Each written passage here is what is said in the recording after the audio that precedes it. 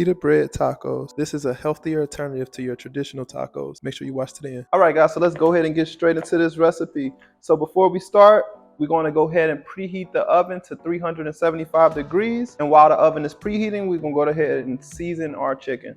All right, so for the seasoning, we're going to keep it very simple. You're just going to add you some, I'm using avocado oil, but you can use olive oil. That helps as well. It's going to help with the tenderness of the chicken. You just want to make sure that you get that fully coated on the chicken. Just want to make sure that you flip both sides. Remember, the oil is going to help lock in that flavor. It's going to give it a nice texture and tenderness as well. And also it's going to help the seasoning stick. All right, now for the seasonings, you're going to add in some salt. I will have all of the ingredients listed inside of the description box below, so don't worry. You can always report back there if I'm moving a little too fast for you. Next, we're going to add in our onion powder, garlic powder. We're going to add in some chili powder. And lastly, you're going to add in some ground cumin. You're just going to rub it all in. It should be fully coated just like that on both sides. Now, what I like to do is I like to make sure that my chicken is laid down skin side down, which is the shiny side, the smoother side. You want to make sure that side is facing down, and you want to lay your chicken out. All right, so now that the oven is preheated, we're going to take this chicken, we're going to place it in the oven, again on 375 degrees, and we're going to let that sit in there for about 15 to 20 minutes. Now, the times do depend on how big the chicken is. This is organic chicken, so it's a lot smaller.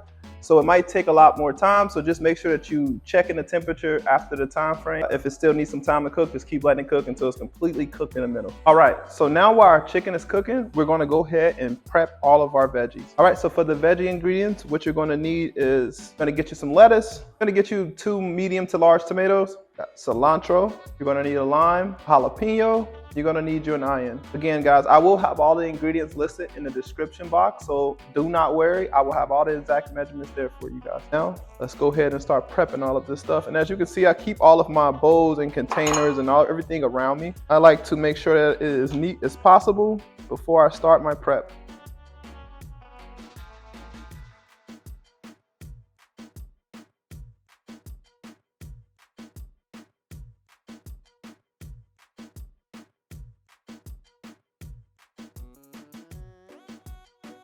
All right, guys, and here's all the prep. And as you can hear, my chicken is ready. So we're gonna go ahead and place these to the side, and we're gonna get that chicken out. Let me show you guys how it looks. All right, and there you have it. Just gonna place this to the side, and we're going to finish up our salsa. All right, so for the fresh tomato salsa recipe, you're gonna go ahead and add in your tomatoes, add in those jalapenos, gonna add in some onion, add in your cilantro. You're gonna add the juice of 1 lime.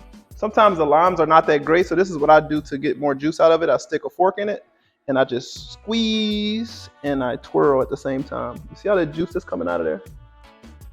Once you got all your seasonings in there and all your ingredients, all that's left to do is just mix it up. Just want to make sure that you taste it and make sure that it tastes to your preference.